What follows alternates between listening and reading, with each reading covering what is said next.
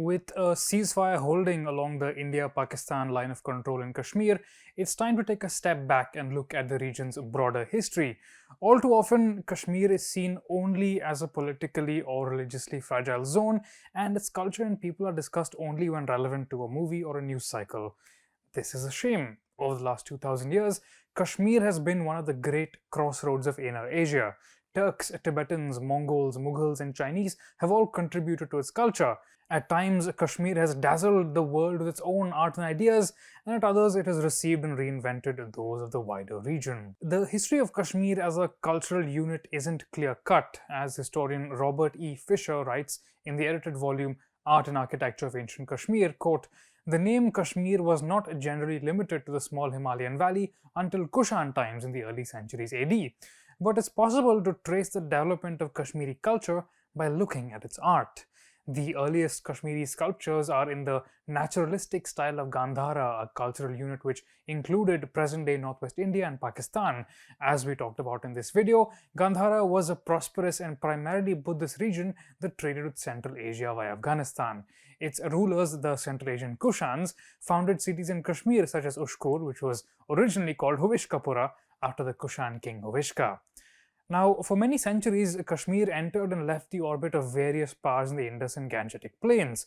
It was only in the 7th century CE, with both Gandhara and the Gangetic plains politically splintered, that Kashmir finally made its dazzling geopolitical and cultural debut. This is a topic we've dealt with before in Thinking Medieval. Under the conqueror Lalitaditya Muktapada, Kashmir is generally believed to have dominated a good chunk of the upper Gangetic plains and mounted expeditions into present-day Tajikistan and Tibet. Historian Tansen Sen, in his paper Kashmir, Tang China and Muktapada Lalitaditya's Ascendancy over the southern Hindu Kush region, investigated this using contemporary Chinese sources. He found that while Lalitaditya may have attacked the Gangetic plains, the Kashmiri policy in Central Asia was far more restrained. Isolated from the old Gandharan trade routes, Kashmir was instead looking to Ladakh as a key corridor. Arab armies were advancing in this direction from the west, while Tibetans raided from the east. Chinese court documents suggest that in pursuit of this goal, Lalitaditya allied with various Turkic city-states in Tajikistan and offered Chinese armies logistical support in expeditions against the Tibetans. Later, Kashmiri poets, as we talked about here, remembered this in somewhat more jingoistic terms. The success of this policy is once again visible in art. From around Lalitaditya's time, Kashmiri art was no longer simply repurposing styles from elsewhere.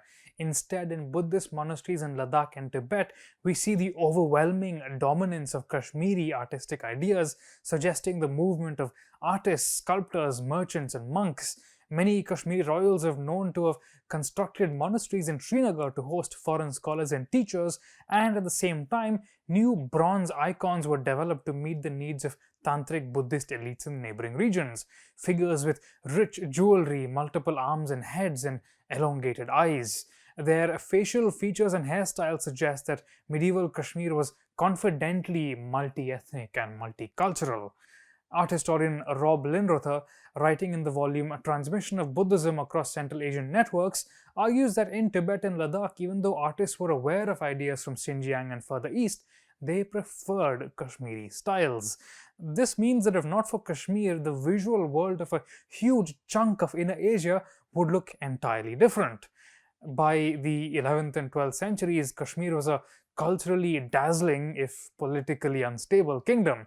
Kashmiri poets such as Bilhana were active as far south as present-day Basava Kalyan in North Karnataka, and Kashmiri philosophers such as Abhinava Gupta were known across the subcontinent.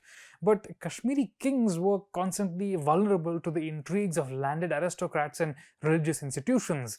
Rulers like Harsha began to sack various local temples and monasteries, hiring Turk mercenaries, and Turk and Mongol migrations and conquests continued.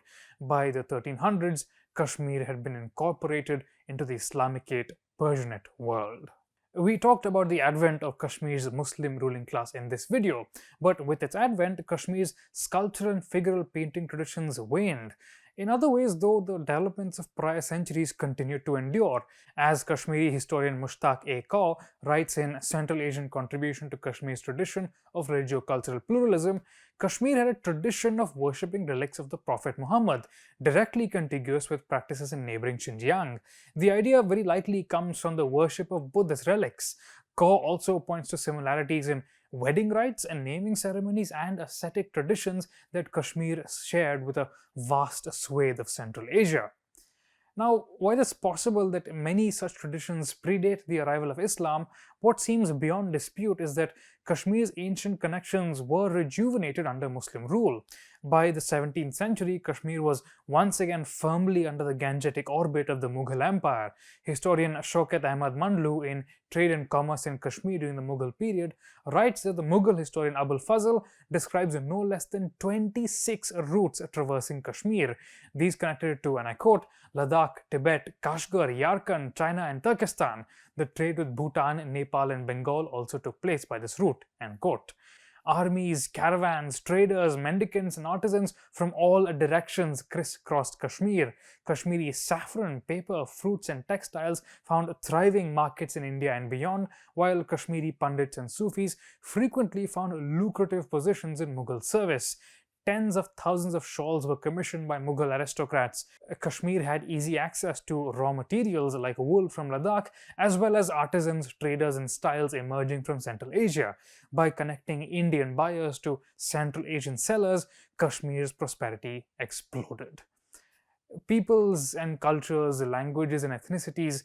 In today's world of nation states, we often see them as fixed, territorially bounded, ascending and descending because of war or because of religious fervour.